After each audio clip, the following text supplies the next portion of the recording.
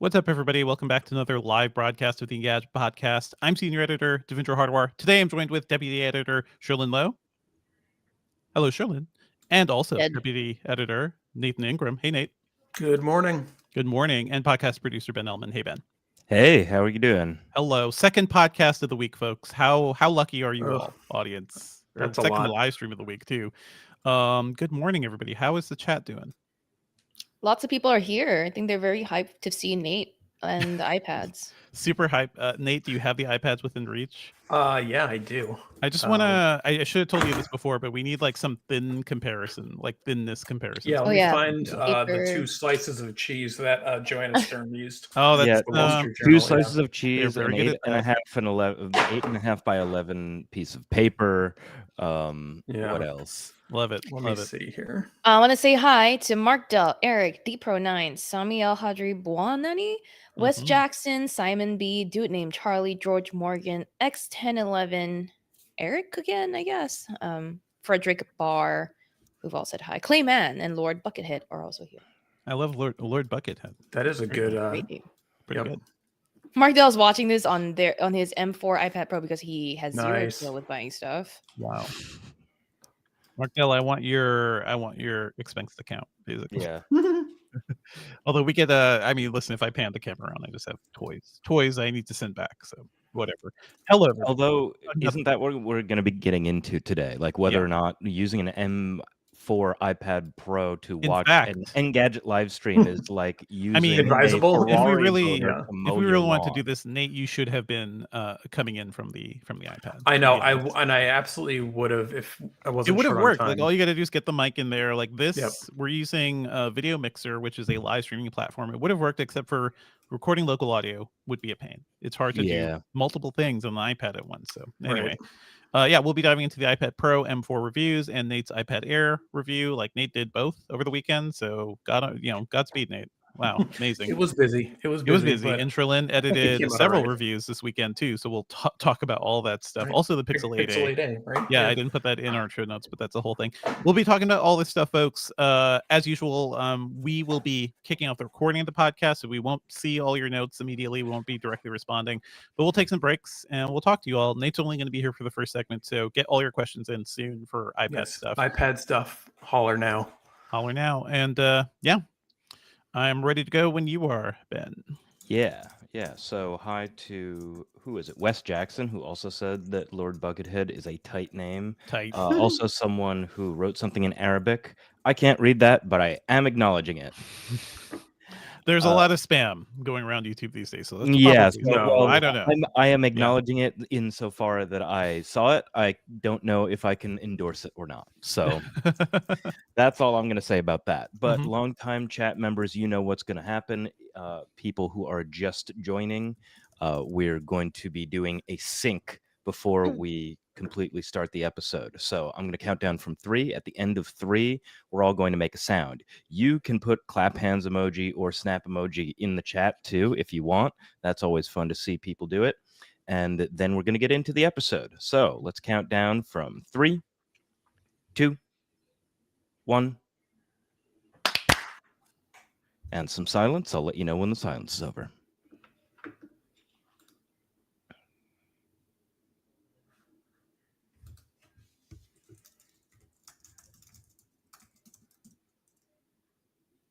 Okay, silence over. I love to see all the claps coming in. Look at all these claps. All the claps. Chicken Dumpling. I love that name. Brian Mitchell. Declan, Cut, CUD, Brian Mitchell. I love when people do the actual clapper board too. Like that's a good one. Yeah. All fun stuff. Okay, let's kick it off. Let me pull up the show notes here. Oh boy. Mike Jones. Okay. Double check your recordings. Mine's going good. Okay. Let's kick off. Better than good. Better than good. That's great. Mine's going all right. It's going all right. Cherlynn's goes better every time Cherlynn is right next to her mic. It's awesome. It's the golden rule of micing. Okay, let's go in 3, 2, 1. What's up, Internet? And welcome back to the Engadget Podcast. I'm Senior Editor Devindra Hardwar. I'm Deputy Editor Cherlynn Lowe. This week, it's all about the iPad Pro M4 and iPad Air reviews. We talked all about that stuff last week. And we will also be diving in a little bit into the end of Google I/O 2024. We won't be doing like all the news from I/O because we in fact did a bonus episode of the podcast this week. So go back and check that out. We also did a bonus live stream for that stuff too. So lots of fun stuff. That's us immediately responding to all the Google news right after it happened. So, I think hotter takes, and we'll probably have some more thoughts on all that stuff soon. And also we'll have a special guest to talk about the iPad reviews. But as always, folks, if you're enjoying the show, please subscribe to us on iTunes or your podcatcher of choice. Leave us a review on iTunes. Drop us an email at podcast@engadget.com. If you want to send some notes, I would love to see more emails. Please fill up my inbox. Not spam. Real stuff, real questions. We also typically live stream Thursday mornings around 10:30 a.m. Eastern on our YouTube channel. So join us. We've got a good crowd today. And it's always a fun time. We do some Q&A. We do some device show-offs too. And you don't get that in the audio form. Okay, let's move on to the iPad Pro, M4, and iPad Air reviews. Joining us to talk about them is Nathan Ingraham from Engadget. What's up, Nate? Hey, what's up, Devindra? What's up, Cherlynn? What's up? Hey. How are you? Yeah, how are you doing, Nate? Because you reviewed 2 devices over a single weekend. I'm sorry. Yeah, no, I mean, like, as you were saying, it's a crazy time in tech right now. We had I/O, we had Apple, we have Build, we have WWDC, we have Summer Game Fest all in the next month. Oh my God. Yeah, crazy stuff. It actually wasn't too bad though. Mm-hmm. It didn't have as much time as I might have liked to use them, but and this maybe teases what the whole question is that it's still an iPad, right? It's nicer, it's faster, the screen is bonkers, it's thinner. These are all the things that apply to the Pro, by the way. But ultimately, it's still an iPad, and that will determine, I think, how you feel about it. And it seems like the hot take anger cycle has been especially hot for this one. Would you agree? There are a lot of takes, some self-inflicted wounds from Apple, but also, listen, this thing it's $200 more expensive than before. If you start to spec this thing up, you are getting into MacBook Pro territory. I mean, the model that Apple sent me is $2,100 without the keyboard or the pencil. That's without the keyboard, which is another $350. Yeah. And the 13-inch model is actually $300 more than the old. Wait, no, I'm sorry, I take it back. You're right. They were both 200. Yeah, in our reporting. But that is that price. Once you get to that point, it's like, this is a tablet. This is not a MacBook Pro. I start to feel like there are issues there. Like we were talking about, like, Nate, ideally, you should be doing this recording from the iPad Pro to prove that this thing is a very capable, mobile computer. Except when I think about it, I'm not sure you'd actually be able to record live audio plus also be on the live stream with the mic from the iPad Pro at the same time. We'd have to try that out to see if that's an interesting point, because I read a good story on I think it's macstories.net. There's a reporter there, Federico, who really loves iPads and digs into the software a lot. Yeah, he loves them, but he's also very critical about it. He wrote 5,000 words, but here are all the things Apple needs to fix with iPad OS. And the debate that I've been seeing online is some people are like, just let it be an iPad, man, it's fine, it doesn't need to be a Mac. And that's true, but the things that he's laying out that don't work about it aren't just philosophical differences in how software should work. It's stuff that should have been fixed by now, like bugs. And, so going back to the podcasting example, you can only have one audio stream playing. Right. So let's say you have Apple Music playing and you go to a YouTube video, you want to have it on mute in the background. You can't. It'll stop your Apple Music and play the YouTube stream. So I don't know that I could hear our broadcast here and also record an audio stream at the same time. I don't think that would work. We'd have to test it. At some point we'll have to test some of this stuff. If I had more time, I would have. But broad takeaways from you. So you reviewed the iPad Pro and the iPad Air. Yes. Is the Pro just still too crazy expensive? And with the price bump, I don't know exactly who it's for, unless again you're somebody who has a really iPad specific workflow that you like and you want the best hardware out there to do it on. I get it. Don't get me wrong. It's gorgeous. I love using it, and it blew me away the first time I saw it. I am shocked at how thin it is. I'm shocked at how light it is. Yeah. It has a better chip than you can get in the MacBook Air right now, which is insanity. Right. Yeah. The screen is probably the nicest I've ever seen on a mobile device of any kind. And this brought me back to thinking about the introduction of the first iPad in 2010, when Steve Jobs said it he called it, it's a magical device. He had like a nice, like very Apple phrase about it. And one of the things that it was our most advanced technology. Yep. And I don't think that was the case in 2010, but I do think today that this is most of, it's there. It's got a brand new chip. It has the best screen. They've managed to cram these things into a package that doesn't really seem believable. It only took 14 years for it to truly be their best technology, right? You could have maybe said that about the last generation ones as well when they put the M1 in there. That's true. But yeah, it's a really interesting. They're delivering on that promise, and it feels to me like Apple just kind of they want to be able to do that to say they can do it, almost putting aside the practicalities of like who needs it or whatever. Well, it's a hardware flex in every way, which Apple has always been good at. Yep. But it's not a software flex. No. I feel like that's where we've criticized Apple quite a bit. Like, I just feel like the separate teams at Apple have always been like out of sync a little bit. And then we're not even talking about like the services, like the software services, like their cloud stuff has been messy for a long time too. I don't think, as much as I like syncing stuff to iCloud, I do that mainly for device backups, right? I don't like use iCloud like I use Google Drive or Dropbox or something. So Apple has all these, differences. I'll say at this point, so stuff like photos works really well at this point. They've got that locked down as far as I'm concerned. Apple Music is a little hit or miss in terms of syncing some stuff. Sometimes I've noticed, it works fine as a Dropbox file saving thing. But I don't see a compelling reason to use it over, Google Drive or Dropbox. So, just judging from your reviews, Nate, you really like the iPad Air, Air is the one. Yeah. So the Air, for the first time, they made it in a larger screen. It used to be just like the 10.9 or 11-inch model, and now they added a 13 for $200 more than the 11-inch. And so now I'm like, okay, I never would have bought a large iPad Pro before because it was starting at $1,100, now at $1,300. It's just too much money. But I can get a large screen Air for $800. They doubled the storage. Now it's like a reasonable starting point. Bumped up the chip, put the camera on the landscape edge. When you add that all up, it's a pretty compelling machine, if you ask me. Obviously, it's a standard LCD, not even the mini LED that you get on the old Pro or a new MacBook Pro. And no ProMotion, which was no ProMotion, so 60 hertz. Yeah, so it's like a little bit of a bummer for sure. And like jumping between them, I noticed. But like once I just sit down and start using it, it's one of those things you'll just kind of forget about. My question for you, Nate, we brought this up last week. We have seen prices for the iPad Pro, the M1, the previous gen. Is that M2? Previous was M2, but M2. Yeah. But I've seen prices for that drop to $599, the same as the new iPad Air. Yeah. And in that case, aren't you better off getting the old Pro with the ProMotion screen and like Face ID and everything? Okay. Yeah. And I would say also, if you're in the market for an iPad, definitely check the like Apple refurbished section on their site. Has the same warranty. You can probably, I have to imagine they'll start dumping some M2 models in there soon.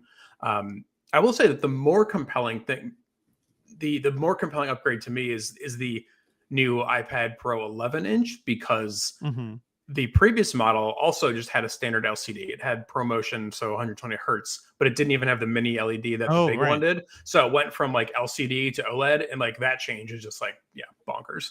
Way, way nicer. But if you're just using it to watch, say, an Engadget live stream, you're probably fine just getting an Air. Oh man, Cherlynn, like you have looked at all these devices, and also you are, I know you like Google tablets. You like the other ecosystems. How do you feel about these things at this point?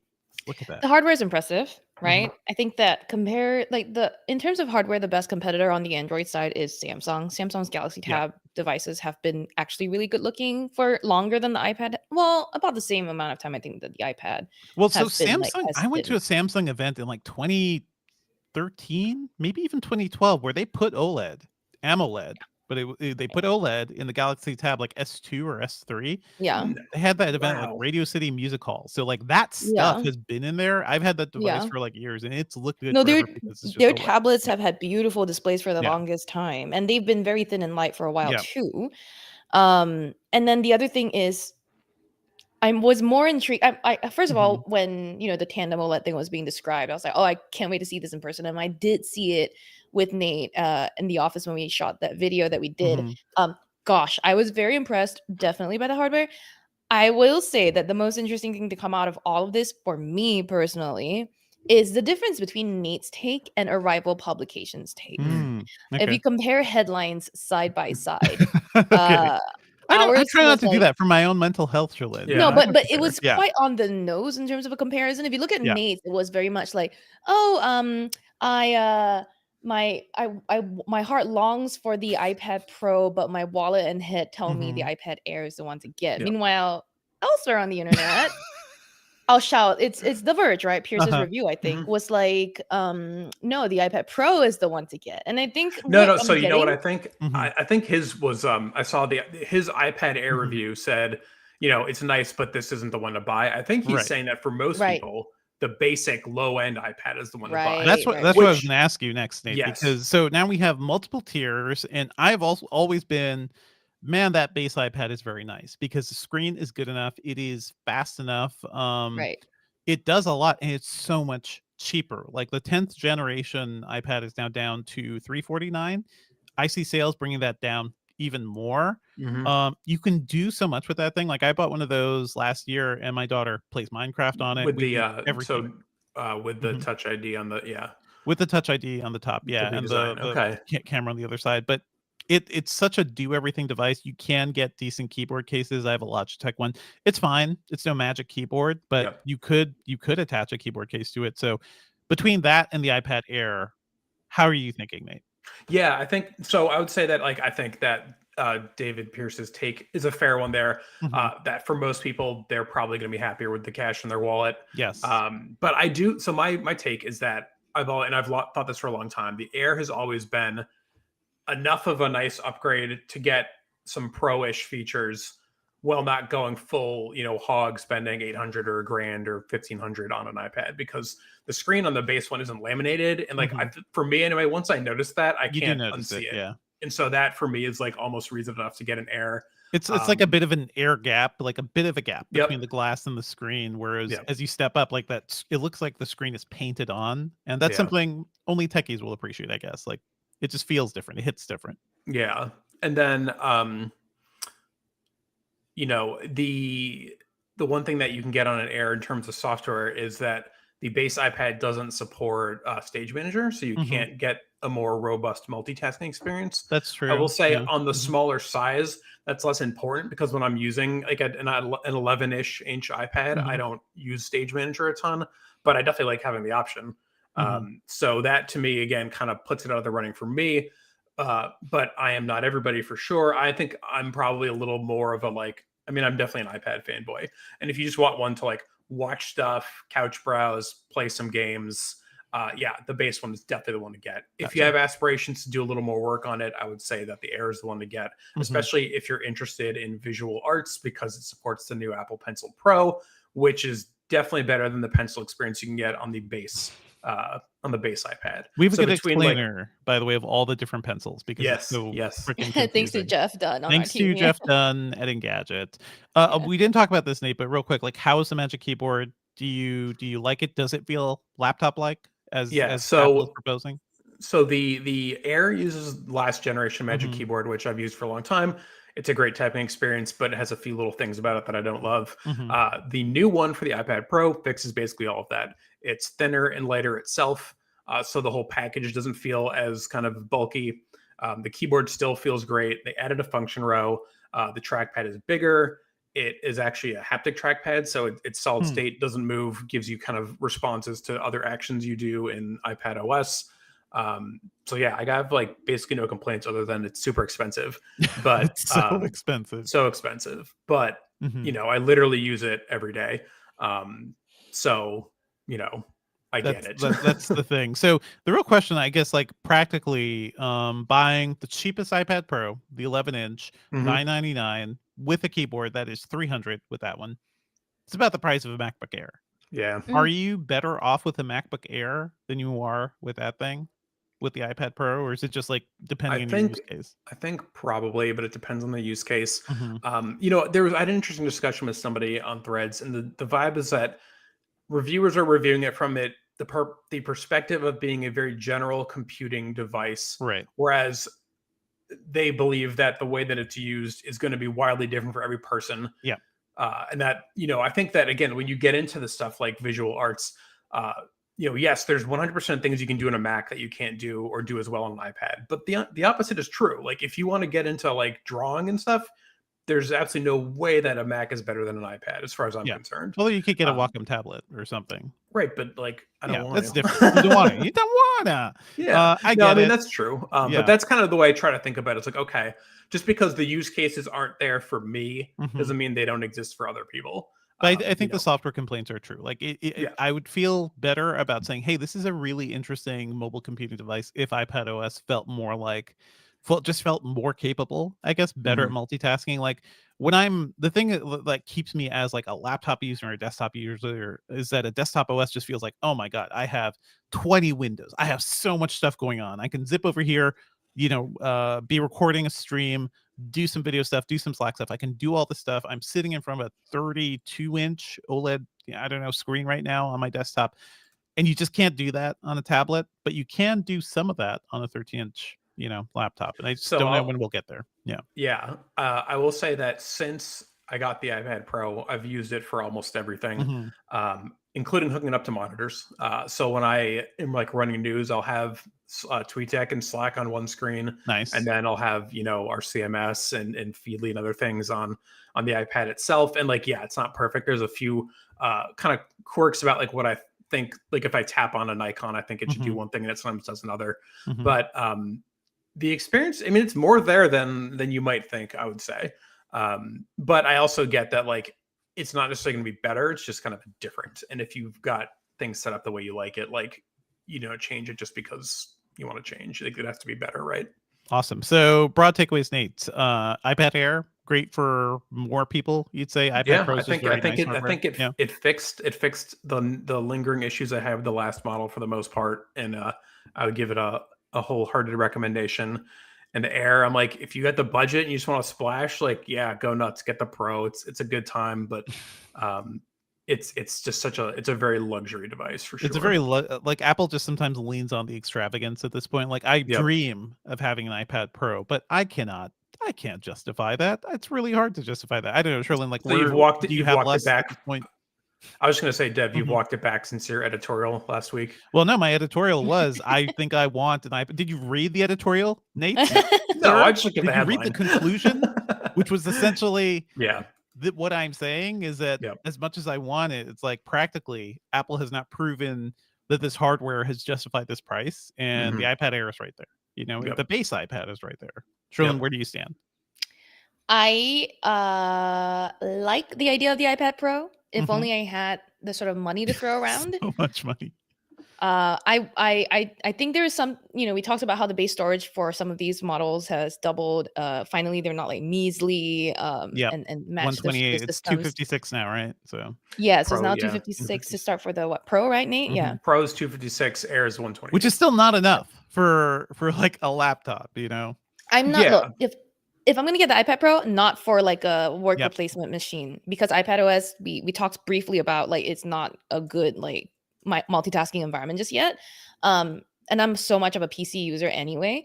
However, like if I had, what's the definition now? Musk money, like a chunkster wallet. I think you'd probably do more if you had Musk money, if you had like billionaire money, I would buy a spaceship, sure. But yeah, like I know friends who are well off enough that like this sort of thing always tempts them.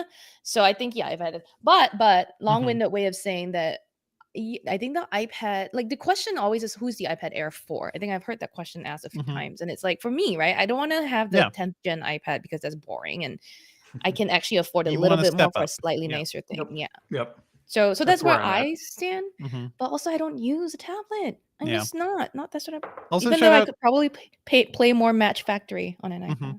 When I think of iPads too, I also think of like, hey, this is a really nice portable external display for my MacBook, because that's something you can do. You can have your iPad sitting right there, and the weird magic of like, is it Sidecar? Is the tech that does that? If you put your iPad next to it, like, you just shove your mouse over, and your mouse will go there, like without even like thinking about it.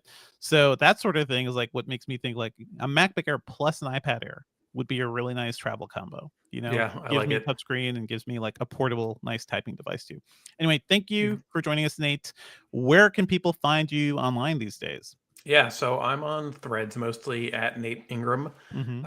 And obviously you can email me at nathan@engadget.com if you're so inclined as well. Oh, really? Putting it out there. Yeah, why not? Bring it. Any Bring iPad questions, hit me up. All right. Thank you so much, Nate. Thank you. All right. Do you want to do any Q&A, Nate, or do you get to run? Yeah, it can take a few minutes. Okay. I see that there's some cues. How are the cues? Yeah, there's some mention of iPad multi-window being overdue from Mark. iPad OS David IT or LT was saying iPad OS was holding it down. Yeah, which one are you holding up now? Air or exactly. See, oh my God. God, that was the Air, and I was like, that's still God. And the Pro. And the Pro. Oh. I mean, this is obviously not scientific, but still pretty. Nate. I can see it. Nate. Hold up the iPad Pro, right? Put down the Air. Hold up the Pro. Okay, take off your watch and compare the thickness of the watch to the thickness of the iPad. Okay. Like the watch head or the band? No. The case, the actual watch. I mean, the iPad thicker. The Apple Watch is thick. The Apple Watch is a little chunky. It's a chunky boy. It's like chunkier than 11 millimeters. Yeah, most bigger watches are like that. Can you put the Air like right under it so we get that? Oh yeah, I'll do a little stack thing here. Because once I saw them, is it thicker than your wedding ring? I just want to find things to compare it to. Yeah, it is definitely not. Mark Dell says that's obscene. This needs an NSFW tag. This is absolutely obscene. I mean, Mark Dell, you have one. You got to get your face out of the picture. I think. No. There you go. I got it. It's pornographic, really. Sick. Gadget porn at its finest. Yep.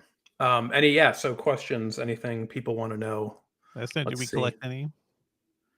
I think people. I know someone asked about nits for brightness. Air 600. The Pro maxes out at 1,000 and then goes to 1,600 for certain areas for HDR. Yeah. I did talk to somebody about the tandem display stuff, and it's not uncommon. Like in TVs, actually, tandem OLEDs are everywhere. It's just in a tablet that's new. Only like a Chinese manufacturer has done that so far. Interesting.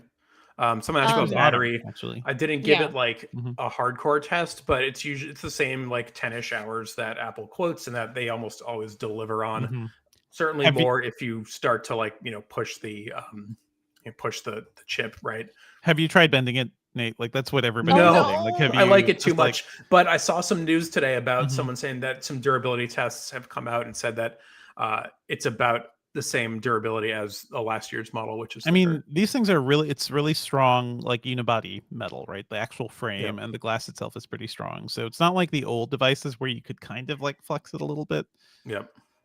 So I have some banked questions from Clay Mann, who said during the segment that they get you on the fantasy baseline price spec no one wants, and then you convince yourself to pay more. That is like Apple 101. It is, but it's less egregious today on both these devices. Like I said, I think for most normals, 128 on the Air is going to be okay. And then 256 on the Pro is like a fairly reasonable starting point, I would say. The base iPad still only starts with 64, I want to say. But again, that's a 350 device, so I'm like a little more willing to overlook that. So I don't feel that they're hitting people as hard with these devices as they are on the Macs, so many of which still start at 256 storage and even worse, the 8 gigs of RAM. I think that's got to be 16 at this point. So we also had a question from DPro9 about the battery life. You just answered about the battery life, about 10 hours, right? Just making sure? Yep. Okay, great. And then 2 questions from Mark Dell. Nate, did you miss the wide angle camera at all? I was going to ask that one for you. Yeah. No. You're not one of those tourists holding up iPads for your seriously. Like, oh my God, people walking Mark, around I'm still judging you for that. A huge iPad. What are you doing with an ultra wide sensor on an iPad? Yeah, seriously. I mean, I think that was probably when they put that on there, it was like we're using this for filmmaking kind of vibe, right? Because it can shoot ProRes footage, which is something that I think people maybe care about. You can still do that with the base camera now, right? You can. I just mean that like more flexibility, I suppose. But it sounds like this sounds like a sacrifice for thinness, probably, to get that out of there. And I think people would rather have the thinness, Yeah. And then Mark also asked about some of the new emulator apps that are coming out. So have you tried like PPSSPP or RetroArch? Not yet, but at least now you know they exist. Yeah, I think I just saw that we wrote last night about the new PSP one. I feel like with now that emulators are allowed on the App Store, it's getting wild. That opening up for use on iPads is something I'm pretty into. Have you done any? Because there are a lot of good games on the arcade right now. Like you could run Resident Evil and stuff on this. Yeah, there's a new. I think there's a new one coming out. I want to say too. I can't remember which one it is, but some high profile title is coming. Soon I mean, the new Assassin's Creed is going to be is going to launch on the App Store at the same time. I think that's for Mac though, not iPad. Just Mac, yeah. I believe. I mean, this iPad is faster than a lot of Mac. Yeah, exactly. So, who even knows anymore? Here we go. Diablo Immortal is the one I was thinking of. They demoed that, and it's coming out soon. It's going to have hardware accelerated ray tracing on the iPad. So yeah. Have you tried do you pair game controllers to these things to do any I have, yeah. testing? I've occasionally streamed some Xbox to it or played some other games on it. Lies of P would look amazing on the Pro and the Air, to be honest. But okay. All right. Should we let you go soon, Nate? Yeah, I think so. Unless there's anything else anybody wants to hear about, I can. Yeah, we had a couple of people saying, "Oh, I'm an Android user." Like Wes Jackson said, they think that the Galaxy Tab S9 Ultra is a more premium product, and Dex mode gives a lot more functionality. I actually reviewed that guy, and I believe that one. I know it was the big one, 14 inches, which felt too big to me to use as a handheld device, right? Yeah. And then the keyboard that I got with it was kind of crap, so I definitely didn't want to use it as much. But Dex, I will say that I paired a mouse to it and used Dex, and it felt pretty good. So if you're so inclined, I think you can get a lot of stuff done in that fashion. Very quick, Do Name Charlie says reflective screen. Does it have anti-glare as the S24 Ultra? I think they're referring to, maybe, is that the nano texture that's supposed to do anti-glare?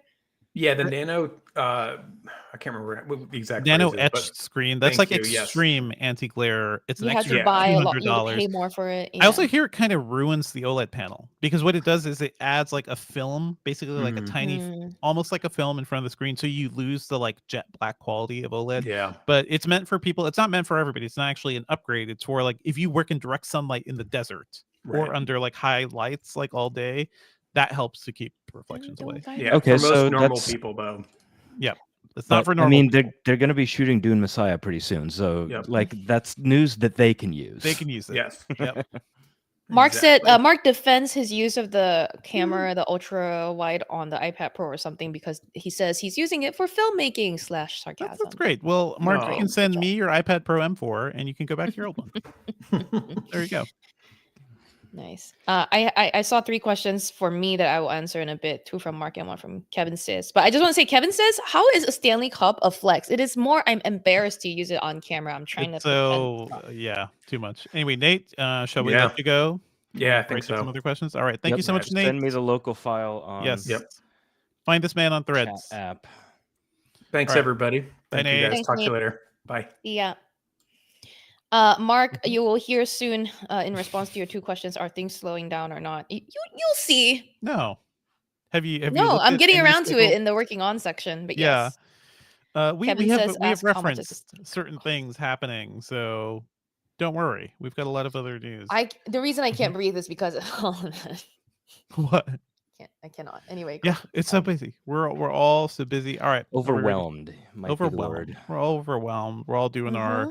So DPro9 is asking about Android news. Well, there's Android news coming. Also, there is kind of Android adjacent news that came out earlier this week in Google I/O and all of that stuff. Yep, all that stuff. Yeah. Okay, are we ready to keep going? Yep. Let's go for it. Okay. Let's move on to some other news, and let's just wrap up Google I/O a bit. And if you were watching, you're listening, folks, for us to talk about Google I/O, go back and listen to the previous episode, because we did a bit of a bonus episode there. We hit all the main news, all the major new AI models and everything. But I did want to ask you, Cherlynn, we are done with I/O now. We've seen a bunch of coverage. Sam and Chris have tested Project Astra, which is the really cool, real-time AI assistant that they showed off, which is more of a concept at this point, but it's cool. They played with it. Any major takeaways from I/O now that we're done? Look, yes, we did go over some of the announcements on our little live stream, quick live stream on Tuesday, but Wednesday was day 2 and that was yesterday. And they saved a lot of Android 15 news for day 2 as well. You can catch up on Engadget.com, but some like high level just breakdown of what announced about Android 15 on the second day of I/O. Number 1, Android's Circle to Search can now help students solve their math and physics homework. Now, I think Sundar or someone or Samir Samat on the main keynote on day 1 sort of alluded to or hinted at this, but basically Circle to Search, which is a feature they introduced on S24 Ultra this year, where you can just screenshot anything on your screen and just kind of circle parts of it to search. It's got a new capability. You can understand cheat on your homework, apparently. Exactly, basically, right? And there's a lot of potential like questions we need to ask there. Carissa Riley pointed out a few like concerns during our live blog, but we haven't had time to chew on and ruminate just because there's so much going on, which we'll get to. Android 15 will also make it harder for phone thieves to steal your data with the release of the second beta of Android 15. We're getting theft detection, AI-powered theft detection, Google Play fraud protection. Say, watch out, phone thieves.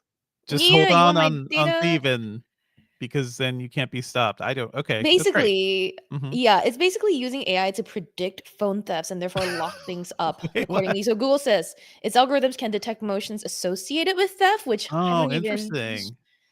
This is gonna. I can imagine the false positives here. Like you're running out the door, swipe. Amazing. Oh my god! Bye. We're getting stolen. You yoink it out of your partner's hand to be like, I gotta show you this beam. Your phone is being stolen. Oh my god! Let me give you a few examples from our article on Engadget.com written by Will Shanklin, by the way. So apparently, Google says its algorithms can detect motions associated with theft, like grabbing the phone and bolting, biking, or driving away. An Android 15 handset recognizes one of these situations. The phone screen will quickly lock, making it much harder for the phone snatcher to access your data. That's actually pretty good. Yeah, that's good. Yeah, it's smart. You can also say the phone detection, the theft detection lock didn't like kick in. Somehow this, pickpocket was like smooth enough to not trigger that action. You can use the fallback remote lock feature. It's been updated slightly to allow you to remotely lock the phone screen with the completion of just your phone number and the completion of a quick security challenge. That's cool. So the security challenge is more to help you prevent the situation where you forget your own password for Find My, etc. I feel like we can make this feature better, Cherlynn. Like, what else can you do to prevent somebody from stealing your phone? Like, should it automatically recognize if you shout "Stop, thief"? Like, will it just like lock down? Stop! Shut it down. Phone. God, every time I watch a movie now, that's gonna suck, right? Like that's what's happening with like the A word assistant or the G word assistant or the S word. It's all terrible. Assistant. I mean, they have ruined children's names, like these names, because they are now commands for devices. Two more pieces of news from the day 2 keynote. One is an update coming to Android for cars that would make paying attention to the road a tiny bit easier. Okay. I'm just like pausing to make sure I read this right. So select car models will be getting a suite of new entertainment apps like Max and Peacock. I don't know why. Actually, it's not easier. It's harder, isn't it? Yeah, this is harder. The car OS is getting new apps and screencasting. I saw Rivian put out the news because it runs on Android Auto. So that's kind of you can play Angry Birds. You can play Angry Birds built in. Or you could like stream your YouTube. Like I think there's built-in YouTube now. That's kind of cool because those things have big ass screens in the middle. Yeah, exactly. Rivian's actually the first to get this feature with more manufacturers come. So you can stream content from your phones and your tablets to that main screen. So that was one more piece of news coming just to the Android Auto side of things. And finally, hey Devindra, have you ever wondered what happened to Wear OS? I mean, I think about that every day when I go to sleep. Yeah. Whatever happened. I think about all of Google's dead devices every day. It should make you happy to learn that Wear OS 5 was announced on day 2 of Google I/O. Are you kidding me? The developer preview is coming out. Yeah, and I saw the excitement in the streets. I guess like everybody. I know. I was out there cheering. Yeah. Wear OS 5 will bring. I think one of the main things it's bringing is promised improvements to battery life. Now we will see. I truly do not know. So that's just kind of a download of all of the Google I/O Day 2 news from the Android team. I mean, there is also like Nest announced that they've opened up their home API so that anyone can basically make an app for your home devices. If it sounds a little dense right now, there are just details around Engadget.com. I'm trying to power through all of this because there's so much other news. Because yesterday was global accessibility. Well, no, sorry. Today, as we're recording this, May 16th, Thursday, the third Thursday of May every year, is Global Accessibility Awareness Day, GAAD. And everyone also has a bunch of updates. So yesterday / the day before at I.O., Google also announced this new like hands-free mouse feature is coming to Android. It's called, I'm trying to look for Project the name of it. It is in our show notes. They actually announced it last year, but now it's but this the is API is available to Android developers. So that's cool. Yeah, so there's that. And then, I mean, there's some more news that's coming later today. Oh, okay. Not talk about just yet. I mean, it's a Google week, basically. Similar. Yeah, it's a Google thing, and it's like similar vibes to like Astra and accessibility. Just, keep an eye on Engadget.com. Keep an eye on it. I mean, okay, yeah. We're waiting on Astra. Our Astra hands-ons were both Sam and Carissa got to test it out, and they seem like this is cool, but it doesn't look as like shockingly fun or great. It was or underwhelming, interesting as like the demo video Google showed off. So I will point out. I will point out that Sam Rutherford went to the booth at I.O. to test out some of their AI demos, and one of the stations was set up to like rate your soccer kick or something. And Sam kicked a shot aimed at this orange square on the top left of the back wall or something, and Sam hit the box, like the bottom right corner of the box, but he hit it. And the AI assigned him a score of, do you want to guess? Out of 100? I don't know, 80. Oh. It gave him, you know what? You were very close, 79, and Sam was pretty upset. Because we're all a bunch of fail by some of our standards. I mean, listen, if you were saying, hey, kick this ball in a second. I used to play soccer. Did Sam ever play, or he's just kicking the ball? I think he might have played when he was younger. I cannot be somebody sure. who could play soccer. But on a whim, like this, it's like those moments on the street where like a ball comes your way. It's like, oh, I can show off. I could do something. Right? This was Sam's moment. Maybe, I mean, I was more trained as a goalkeeper, but there we go. The general vibe I got that was from Sarissa, Sam and Carissa, was Sarissa. Or Cam. Was that, it was underwhelming. Okay. All right. That's Google I.O. And honestly, that feels like the response to the initial keynote too.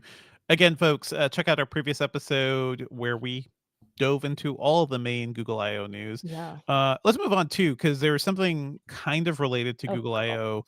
The day before Google I.O. kicked off. OpenAI was just like, hey, we're just gonna put some cold water on all your hot AI news. They announced ChatGPT, or they announced GPT-4o. The O stands for Omni. This is a new model that's going to be available for free, which is also kind of weird because the people paying for ChatGPT Pro, right, or whatever the premium thing is, now there's more features on the free thing. This is the weird thing, like, of the state of AI we're in. You're paying more for something sometimes, but now you could just go to the free ChatGPT or the free GPT-4o, and it is a more natural human-computer interface. I have not tested this yet, but I saw the demo video where essentially somebody from OpenAI is talking to their phone, and it's having like a conversation like, hey, how's it going? Nice hoodie. Nice, looking around. Like, looks like you're in a conference room. It is a lot of the stuff Google is promising in Project Astra, but like, I think dumbered down and also a little weirdly flirty, like a little like, it's like Weird Science, right? Where dudes program their dream woman in a way. And the OpenAI thing feels like they have programmed their dream, assistant, who's like, oh, make you feel better about your wardrobe. And you're so cool and you're so fun. How did you feel about this thing, Cherlynn? I did not look at it because it's happening literally it was happening on Monday, where we were in like insane Google I.O. prep land. And I just know that we heard a lot about that video, and people were like, is it flirting with me now? And I was just like, of course you want to respond to it like this. Like, of course this is how you responded. Like, yeah. It's sort of like where I don't know, there's those experiences where like, oh, this person's a little flirty. It was like, oh, it's the barkeeper or something. Like, it's somebody serving at the bar, so like they want you to tip them more. They want something from you. Yeah, what is exactly. This AI want from you, man? Can I trust it? I don't know. But anyway, this is out. Also in OpenAI news, the co-founder, Ilya Sutskever, announced that he's leaving OpenAI. He was one of the people who voted to kick out Sam Altman in that weird drama last year. He's also joining, somebody else is also leaving. John Lake, another key scientist, is leaving to join like another company. A little bit of brain drain there at OpenAI. I don't know if it's like bad blood from the Sam Altman thing, or if it's just like Ilya Sutskever going to do their own thing, because this tends to happen in the AI ecosystem. DeepMind, you know, was bought by Google. The co-founder of DeepMind went off and like did his own thing, and then that the people running that were just picked up by Microsoft basically. And now that dude, Mustafa Suleyman, is running Microsoft AI. So I don't know. There's a lot of hopping around, but a lot of movement. Yeah, a lot of movement. OpenAI is not slowing down. Can we talk about Thunderbolt, Cherlynn? Did you see this news? No. This is like, I mean, let me tell you how much other folks, news there was later, but go on. Sure. As always, folks, Cherlynn doing the homework here in our links. Yeah, but sure. Basic PC. You know what makes me feel good? Something I understand. Not like ChatGPT, not like GPT AI models, which nobody knows how they work, even the people who make them. It's like a soup. That stuff is like a cauldron of data and stuff they're just throwing at it, and it's getting us interesting outputs. I understand Thunderbolt. I understand plugging a cable into a thing and it makes a connection. Intel announced this thing called Thunderbolt Share, which is something we should have had for the past decade. You plug a Thunderbolt cable into one computer, you plug it into another computer, you can send files between them. Amazing. Yeah. High speed, direct file connection. Amazing. That's cool. You can also Intel like went a little harder on this than I expected them to. There's also like a bit of remote control you could do. So if you had like your desktop and you Thunderbolt share to a laptop that you have, you could also like remotely control that, which could be, that sort of stuff could be useful for streamers who may want to like control their actual studio machine, but also be directly on their own machine. A couple of features like that. When I say the word FireWire to you, Cherlynn, what does that mean? Oh, I remember FireWire. I don't know if I love it. I remember having a lot of struggles with it.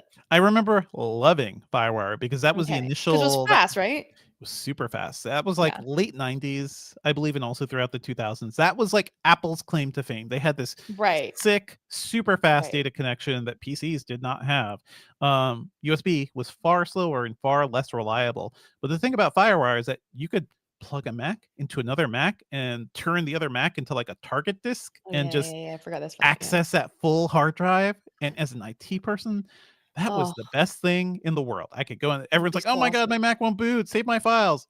I go in, 5 minutes later, save a thesis, save like somebody's paper. And that sort of stuff made me a hero when I was an IT worker because it just worked the way it should. And doing that on a PC was much harder. You never had that sort of like direct basic access with cables. So anyway, this feature seems very cool. The only problem is that Intel is Intel. Okay, so there's a special logo. You have to look for the Thunderbolt thing, the lightning, but also like 2 squares around it to know that this machine supports Thunderbolt Share. It will only work on Thunderbolt 4 ports on systems from some manufacturers. And I just wanted to ask Intel, like, what the just put it out there, just make it available. But they essentially want PC manufacturers to pay them to get access to the software to unlock more capabilities from the Thunderbolt port. So it's a cool idea. You may see it on some computers, but like so many things, especially from Intel, you may not even know it exists. Like the Intel phone syncing stuff. I don't think anybody's actually using that app. Everyone's using on Windows is using like the Microsoft built-in one. I think there was one from Samsung too, right? Like people are using to sync their Androids. Anyway, this is cool. Controlling PC, drag and dropping files, syncing files like the way you used to have to sync OneDrive. So I remember, with like network shares on Windows, you could set them up to be automatically synchronized. You could do that with this. It's kind of cool. Yeah. Transfer data to migrate one computer to a new computer. Cool stuff. That's I like the idea, so that's good. Although except Macs have been doing that forever because it's just your stuff is in the cloud. Your stuff is in the cloud, or you could plug a Mac into another Mac and just do the whole thing. So, okay. It's a cool feature. I hope people will actually use it. I wish Intel was a little more open about how they just made their tools available. Cherlynn, you had this story. You wrote a story about a surprise feature coming to iPhones and iPads. Okay. So I will try my best to not rant about everything else and focus on the news. Okay, so Global Accessibility Awareness Day, like I mentioned earlier, this episode is happening today, May 16th. Every year around this time, Apple announces a slew of new features that are improving the accessibility of its general inclusive design features, right? So some of these, by the way, usually get like teed up or like previewed on Global Accessibility Awareness Day, which is always before WWDC. And then they do then roll out with the next version of iOS or iPadOS. So this is potentially a sneak preview at some features coming to iOS 17. For example, iOS whatever is next 18. And for example, last year they did personal voice and then it rolled out with iOS 17. So this time around, we're getting eye tracking built in using the native front-facing camera on your iPad or iPhone. This is, to me, a big deal because, listen, iPad and iPhone have supported eye tracking before with connected devices like, say, a Tobii eye tracker or that sort of thing. And the UI has always been like you would gaze around, you would select elements by looking. And this also, to me, builds on visionOS stuff, by the way, because visionOS has impressive eye tracking. But that's because it has actual eye tracking hardware. Exactly. It has an actual camera. Yeah. Right, exactly. So, but now we're using just a simple, the true depth, not the true depth, what's their name for their front camera? Don't they have a special name for their front camera all the time? Not Face ID. I mean, someone it's a tell Face me. ID sensor, but sure, whatever. Yeah, it's a sensor anyway. The front camera, the 12 front megapixel camera, one. Yeah, they go. They can basically use that to track. So in the picture that was shared during like as part of the like media kit, you see a person that has physical disabilities facing an iPad, presumably using their eyes to navigate the OS. This is because iOS and iPadOS have a layer built on top of them to support this sort of navigation. So when you want to select something, you dwell. So you kind of like linger on an icon. And I'm imagine, to be clear, I haven't seen this in action just yet. But if you're already familiar with this layout by using an eye tracking device that's connected, sort of similar to how you would connect a switch input controller, you'll be familiar with how this works. But now you just don't need to buy that additional hardware because sometimes insurance companies don't support or don't pay for this sort of stuff. So I think that was like the leading news item as part of Apple's accessibility like set of updates. But there was more. We're getting music haptics coming to starting like millions of songs in Apple Music, and Apple's also making an API available so that other apps can make music haptics a thing. So I assume things like Spotify or like YouTube Music, but also maybe gaming developers can use that to improve sort of the overall experience. You get vibrations, you get like they are saying refined vibrations. Basically, I think it's mostly like, how to use the Taptic engine on board in different ways to really fill out that sound experience for people who are deaf or hard of hearing. Another thing I thought was very interesting in this set of news, actually two more things.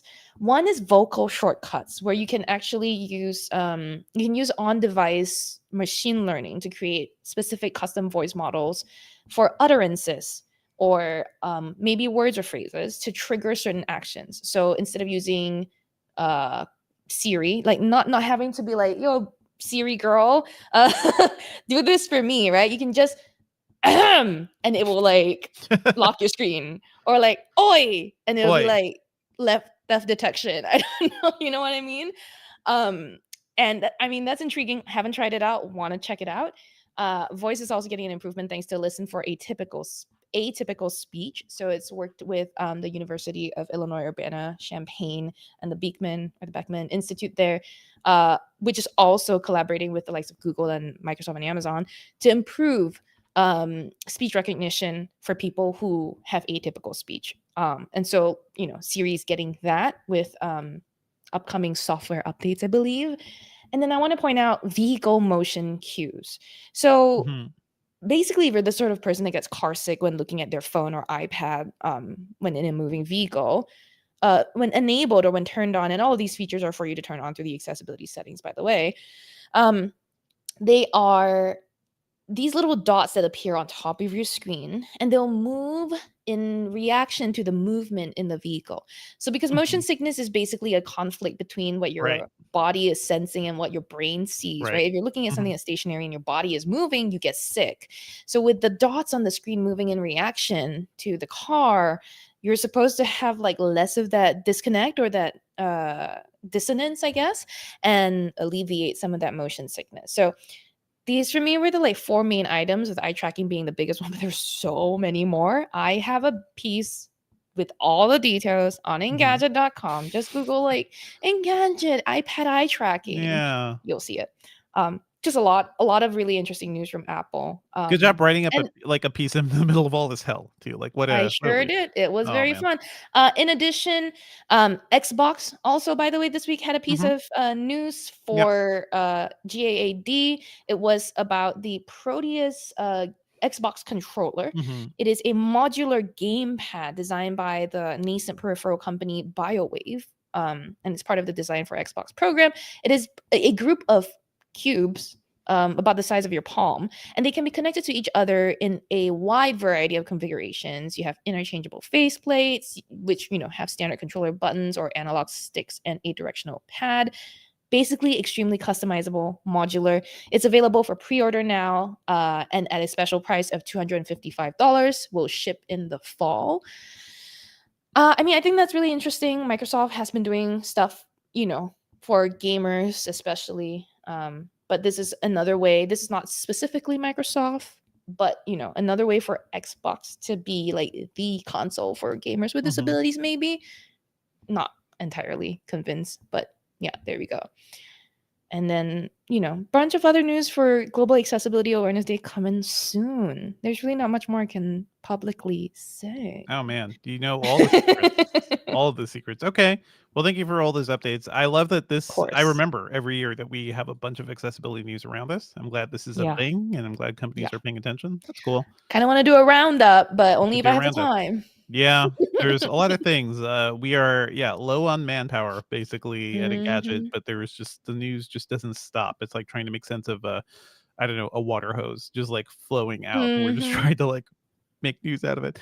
Let's move on to some other stuff. There's an interesting story this week. The Biden administration has quadrupled import tariffs for Chinese EVs. So to the point where the tax on Chinese EVs has jumped from 25% to 100%.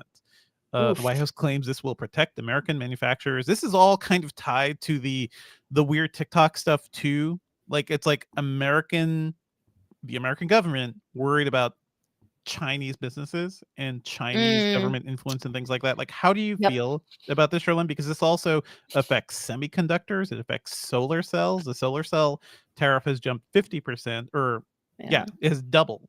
So that is bad news for like cheap solar cells, which people have been using and relying on. Like that's been a good thing. Not much of a hacking potential there, honestly. Like something like TikTok. Right. I've complained in previous episodes, right, that I think there are a lot more insidious things that come to the US from China, like Temu. Like Temu. That infects our children and our shoppers. Yeah. Exactly. And I think TikTok certainly has like a potential for exploitation. And so it's definitely like worth carefully looking at it. But like anything in manufacturing, yes, it is nice to be able to retain most of it in America, but you just can't ignore and avoid the fact that people just go to China and India and other parts of Asia for cheaper manufacturing. That's it. That's like, if you continue to focus on gains and capitalism and profit, you're just going to keep ending up with goods made in China. And you're going to like I'm sorry to use a fashion / pop culture example, but Good American, which is Khloe Kardashian's brand of clothing, started out being like made in America, and now they're made elsewhere. I wonder why. For major reasons. I mean, I don't know if that's always, certainly like the manufacturing thing is true, Cherlynn, but also I feel like this is heavy-handed and everything. Yep. It is like unstoppable. The amount of like cheap hardware, cheap just electronics coming out of China. And it's like the only thing the US government can do is be like, hey, let's make this more expensive, because our businesses, our local businesses can't succeed. I don't know if that will actually help local businesses or just make it harder for people to get access to things. I'm personally just annoyed about the solar thing. Like the cheap Chinese EVs, actually, I don't know if those would actually be great in America. Like there are many of them and they look very nice because I see the TikTok videos about them.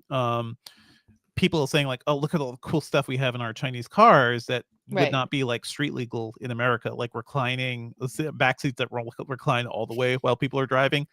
Not great if you're in a crash. Okay, a seatbelt won't really help you when you're fully sleeping. But stuff like that, like I've seen that stuff floating around. I don't know if that would actually help. And also we've seen really cheap, really crummy EVs coming from other companies, like the one from the Vietnamese billionaire. They've tried to, I forget the name of that, but that is the one where car reviewers have tried and been like, this is the worst thing I've ever touched. Just like barely works as a car.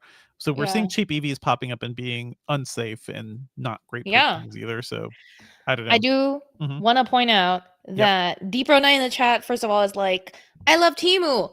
Okay. Good luck. And then Kevin says in the chat, next will be DJI. They will tax DJI heavily. And you know what? Honestly, surprised they haven't yet. Like, I'm surprised they haven't yet, but also they're the leading drone company right now. Come on. And that's where you're like, if we're worried about potential Chinese hacking or access to data or certain things, because DJI is you can send your video to the DJI cloud, and where is the DJI cloud? Everybody, I don't know where it is. I don't know how safe literally it is. In the clouds, literally in the cloud. So anyway, this is a whole thing. We'll probably be talking more about this, but the main thing I'm sad about is the solar cells, because I'm somebody who is thinking about solar. Eventually, we have seen the price of solar drop a lot over, even compared to like 5 years ago. And this is something that could help people. Like we are facing we're facing the climate crisis for sure, but also our power grid stinks in America. So a lot of people, especially in Texas, it would really be helpful if they spent a little bit of money, invest in solar, maybe a local battery, to keep their house functioning during extreme weather conditions. I live in the South and we have brownouts and blackouts all the time because the grid is just not that strong. So solar is something, if we made it cheap, made it widely available, there are tax breaks to getting solar on your home right now. That would be a great thing. It would be great for the consumers, but it will also be great for the environment and the local environment too. Less reliance on actual power plants. So that's a shame. Hopefully American manufacturers will be able to compete. What's up? Just gonna point out that exactly. American manufacturers. B, there's like my uncle is owns a company that makes solar panels in Singapore. So if you all ever need an external supplier, I'm kidding. If you want, hey US government, if you want some non-Chinese supplier, non-Chinese, ethnically Chinese, historically Chinese, but not by country. Where Singapore, not very different, very not corrupt. Yes, that I know of. Very uncorrupt. And then Kevin says in the chat, also points out rightly that transparent solar is actually coming, and that'll be quite interesting to me. That is super. I mean, transparent solar is super hot, but also like the panels themselves. I don't know if you've noticed this, Cherlynn, but they just don't look as bad as they used to. They're not like bright blue grids with like white lines and stuff. Like now they're just like solid black. And if you put a solid black thing up on your roof, that you would barely notice it. There are also like solar roof tiles and stuff too, which are great, but super expensive. So I'm not even talking about those. Anyway, I hope our solar industry does not fall apart. This is also something like the coal workers and people working in dirty fuels right now, oil workers, like people are training up to be solar installers and solar like repair folks. And that whole industry is something we really need. Anyway, final story. Cherlynn, you were really intrigued. I don't know why you were intrigued by this, but okay. Look, listen. Uber will still let you reserve a shuttle from concerts. Cherlynn is planning how you're going to attack the next Taylor Swift thing, I guess. It is, for me, a way to talk about my general observations about Uber, rideshare, and that sort of space. Uber announced this week. By the way, it had an event this week. Okay, like we didn't have enough. This was on yesterday, May 15th. Yeah. So if you're thinking, I've known about the Uber event ahead of time for a while now, so it's like I knew this was coming, part of my stress, but not such a big deal because it's one main piece of news that yes, it will let you reserve like a seat on a shuttle. It's basically Google and I got a sense of this because I was recently able to chat with some people at Uber, right? I get the sense that they're paying a bit more attention to their general responsibility to their user and driver base, right? So they're understanding that they have some awareness that Ubers have gotten very expensive, whether it's a ride, whether it's a delivery, for example. I mean, it's also they are the ones making Ubers more expensive because they have raised prices. Right. And so that's why they want to bring it down, but they don't have a really feasible way of bringing it down on the solo rides experience that I know of anyway. Because like every city is really different, every state is really different. They're I don't want to bother to get into all of that on this podcast or this episode anyway. But their idea is that at least in states or cities or countries where public transport is like hugely missing and lacking, that Uber can come in and fill kind of a gap. Basically so rebuild public transport. Like that's what I'm saying here. But right. And so that's kind of look, okay. I can see conflicts of interest. I can see like what, but I think there's a general sort of awareness at Uber that a few things need to change. And how quickly and how well they change really depends on execution. But I think that Uber had a shift in its leadership 2017-ish with their new CEO who seems much more grounded, much more like accountable. So maybe, and I've honestly just felt like I used to like think Lyft was the better of the two. And now I'm like, I don't know that neither of them are better than the other. They're both kind of crummy. I will say Uber still has the worst like beginning stories of just how brutal and how crummy it was as at the start. It was awful. Yeah. But it seems like they're trying to make changes. I mean, so affordability is one of the things. They're also like doing the busing. Look, in general, sharing a ride or getting on a bus or whatever, right? Better for the environment, better for the economy in terms of like your own wallet. Personally, the struggle here for Uber is that people don't want to share rides really, and I'm on that train because the Uber pool era. I don't miss the Uber pool era. Exactly. So they're looking at now instead of Uber pool, they call it Uber X Share is the service I think, and I'm just like I still don't wanna. It's not great, although I guess technically it is better than just being stuck with like just the Uber driver, right? If you don't know if you can trust them, but at least they have ratings. At least they're like, who's coming in, not that randos. And I guess you're only exposing yourself to like one or two people at a time, even though it's in very close proximity. You're sharing air. If one of you farts, the other will smell it. I'm just saying. So that's why I can't. But anyway, there was news from Uber this week, and it's worth paying attention to what these companies are doing. And I think that there's some sort of these companies that have helped kill the idea of public transportation in a lot of like governments, city governments and state governments have taken money away from public transport because they're like, hey, people are just taking Ubers now. Like we don't have to actually spend money investing in our stuff. So the idea that you can like just like, hey, rent a big ass bus for your friend or like rent a seat on a bus going to and from the concert, like that's kind of cool because we have not solved these things. Like, let me tell you, here in Atlanta, Cherlynn, like when there's a big concert, like when Beyonce's concert was happening, you can't drive into the city. Nightmare. Yeah. Atlanta is just like LA, and in fact, with far less infrastructure. So the traffic is horrible. So the only time a lot of people actually use Atlanta's metro, the MARTA, is when there are concerts. And then you see people parking at like suburban lots and then come in. It's like Long Island people in New York, basically. But park and come in.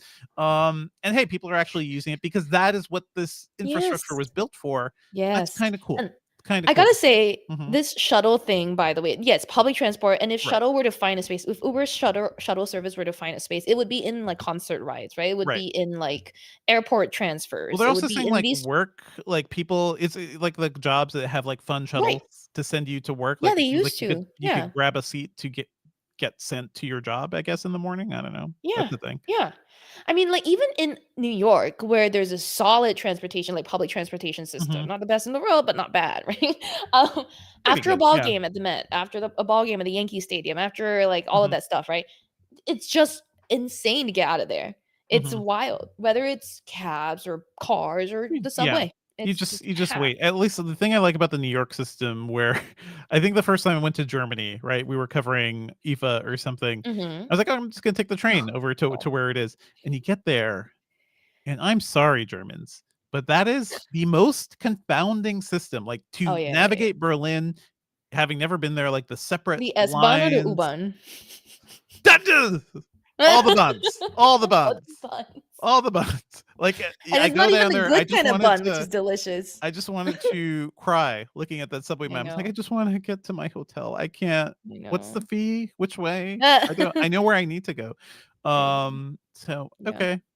But New York's not that use bad. your Uber, Yeah, get your Uber.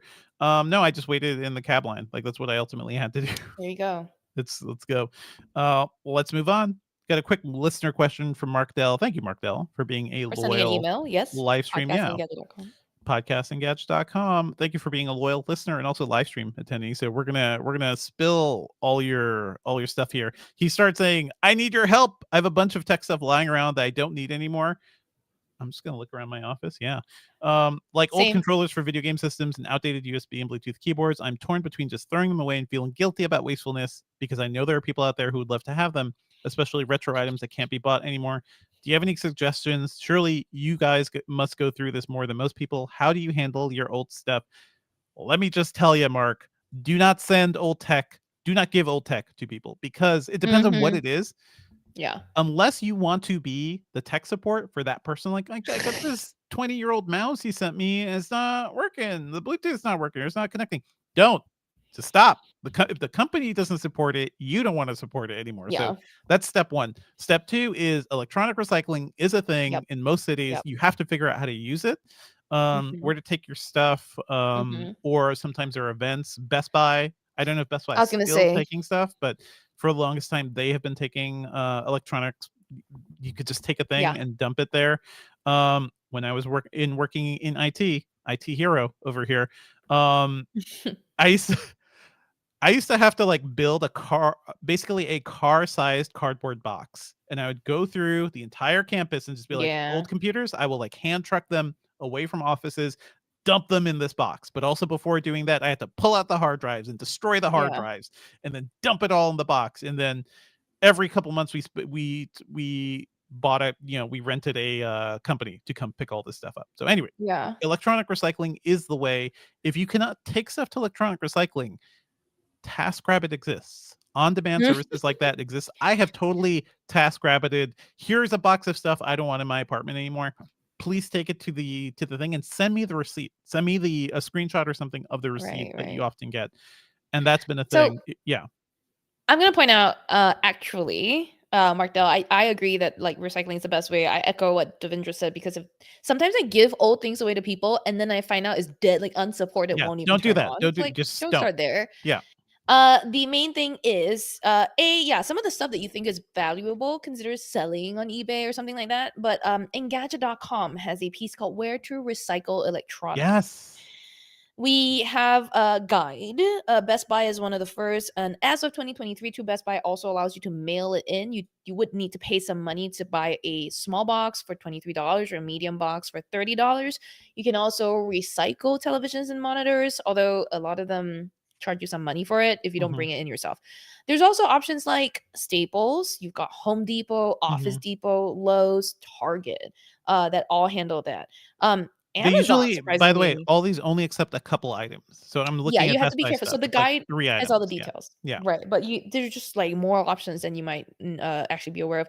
Obviously, go back to the manufacturer that made the product, that sold you the product. Amazon, Apple, Dell, Epson, HP, all, has some sort of buyback / trade-in program. Yeah. And the states themselves might have some important information that you might need to pay attention to because of disposal.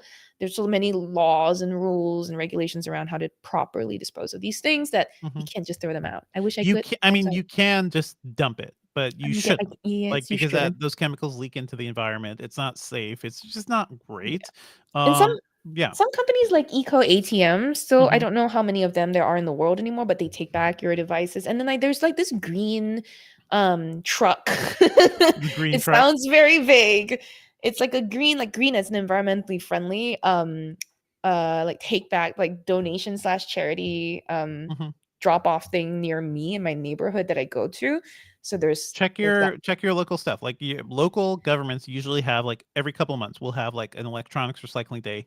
Bring a pile of stuff, dump it there, erase your hard drives if you can. I would not, like, you can sell some things, but I am so lazy, Cherlynn. Like the hassle of being like, I'm gonna take a photo of this. I'm gonna list this. Maybe I'll get $20. I That's know. not.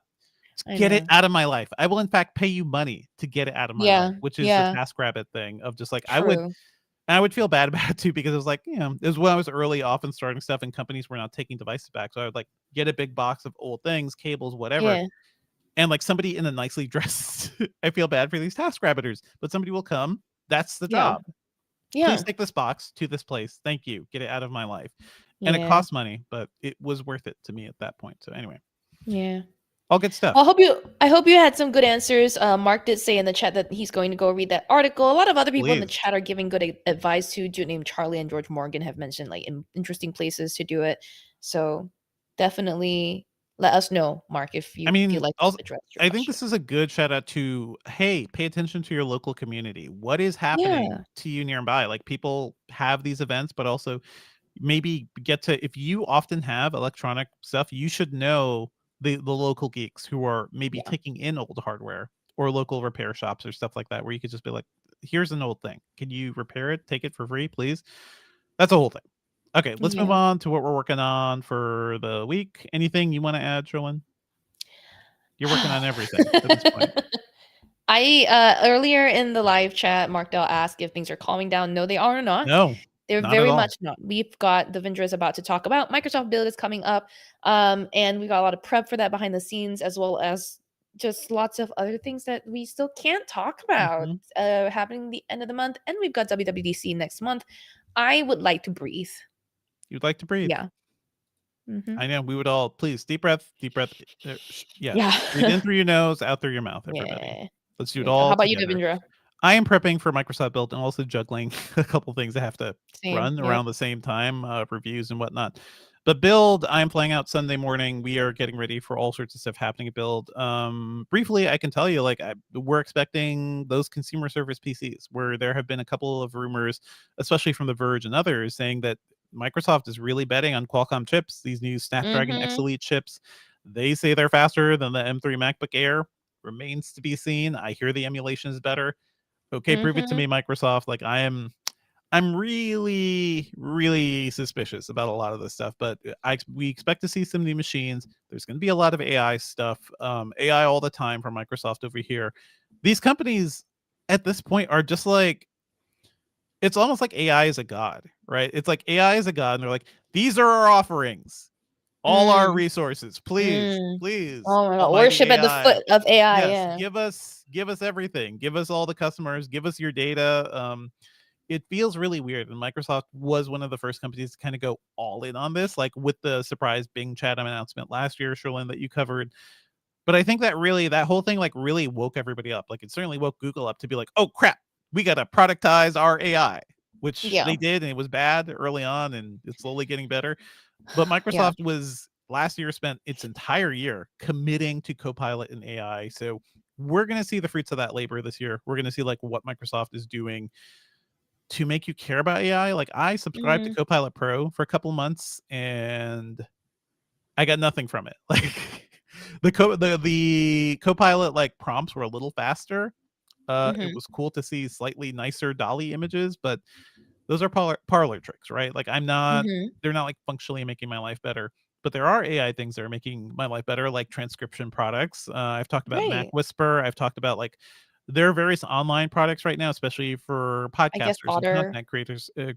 Otter AI is one. It does AI transcription, but also Descript and other things. Like AI tools will be really useful. So the question is like, how will these companies like pitch that, but also not be like, we are also worshiping AI and AI is magical, and we're really just prepping for the eventuality of augmented general intelligence, which is this sort of like singularity thing that people have been waiting for forever. Don't know if that'll ever happen, but certainly AI will do more and more things and probably put more and more people out of work. So this is going to be an interesting build. I think that's my main takeaway here.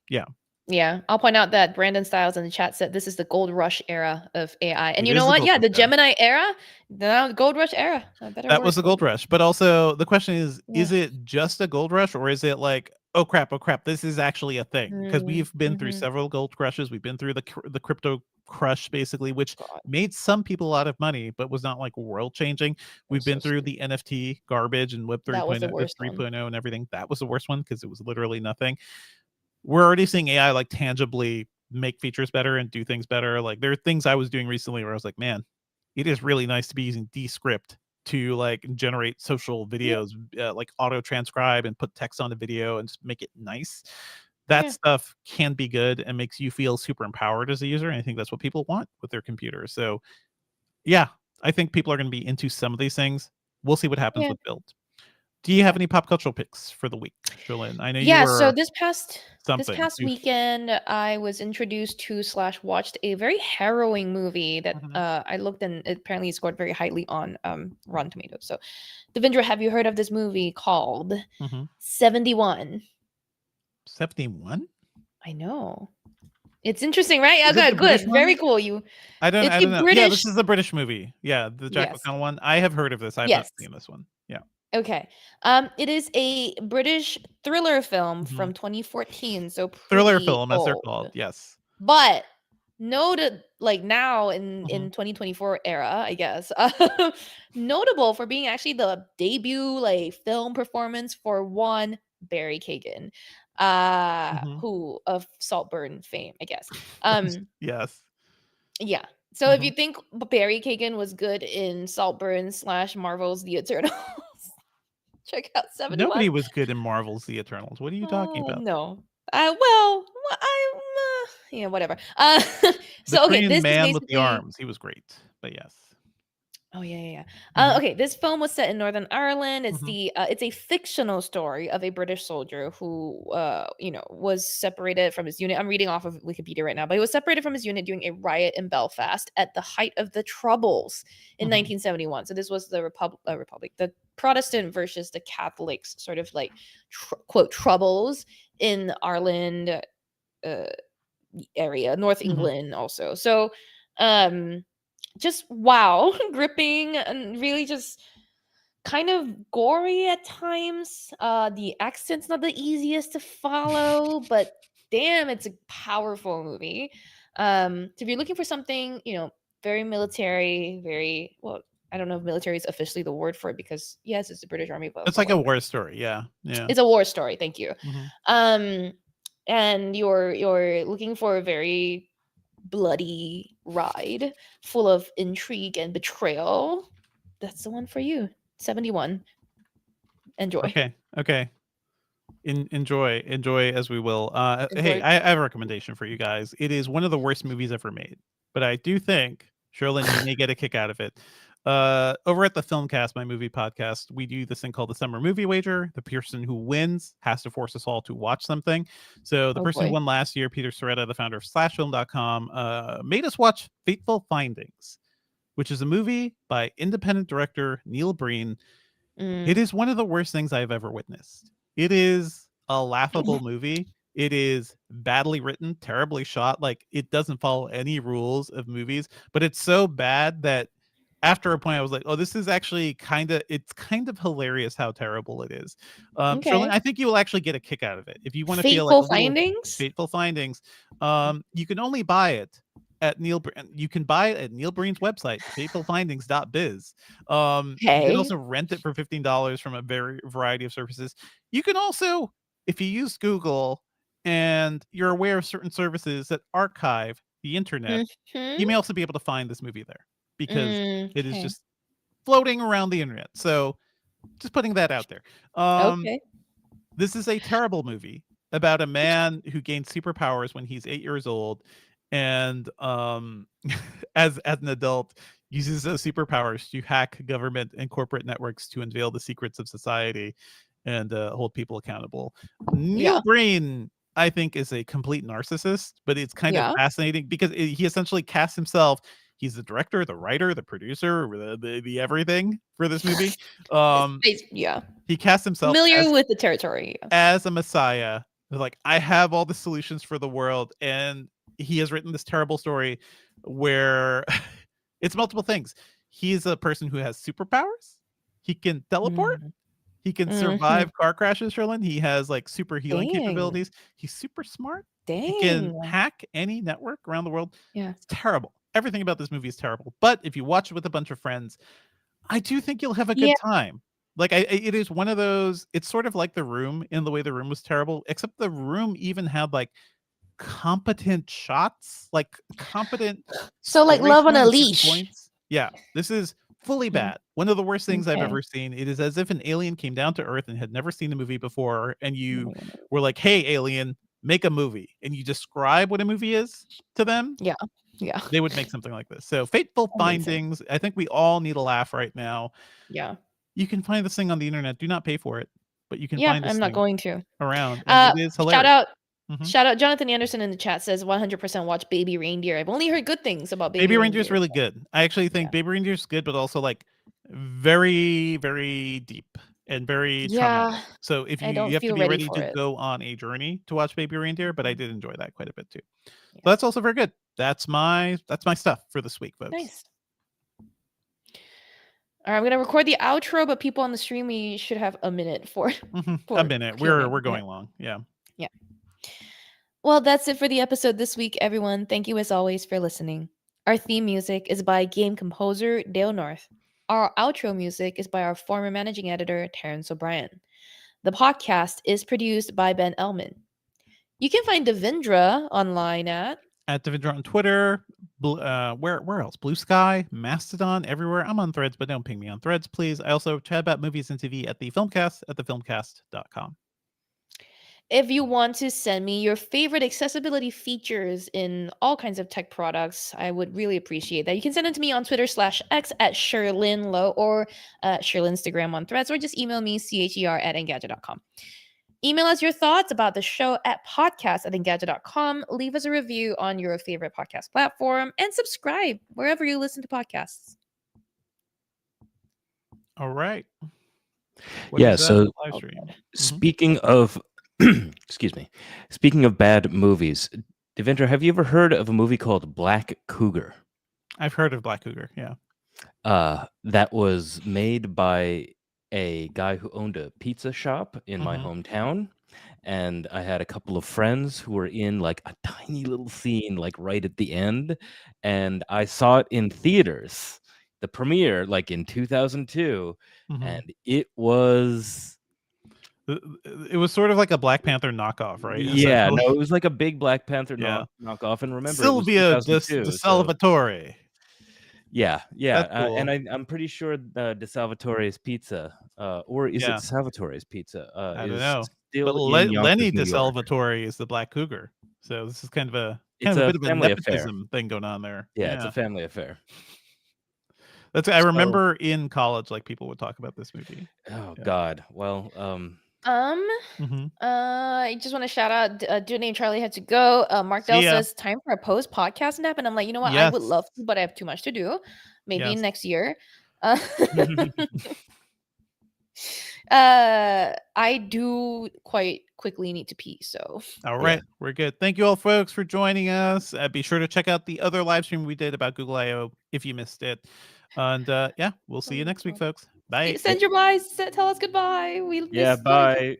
Everything's done by us. Yes, I can. Do your credits because I can hold.